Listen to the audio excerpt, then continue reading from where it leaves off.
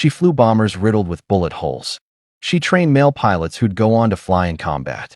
And when she died in service to her country, the military wouldn't even pay to bring her body home. December 7, 1941. A 22-year-old flight instructor is mid-lesson over Pearl Harbor when Japanese fighter planes fly directly past her wingtip. She becomes one of the first Americans to witness the attack from the sky.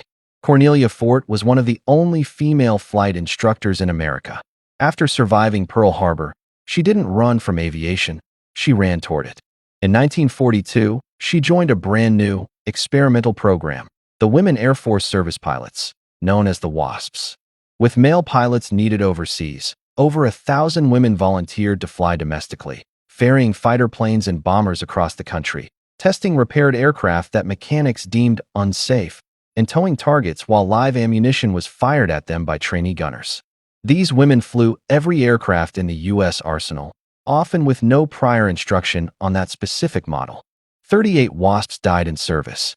Because they weren't officially recognized as military, their families received no benefits, no military honors, and sometimes had to pay to ship the bodies home themselves. Cornelia Fort wrote before her death, "I am doing the work I always wanted to do, and if I die, I could leave this world happier than most people."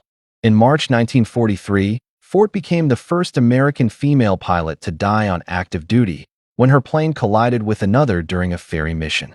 She was 24 years old. The WASPs flew over 60 million miles during the war and were disbanded in 1944 without recognition. It took until 1977, over 3 decades later, for Congress to finally grant them military status.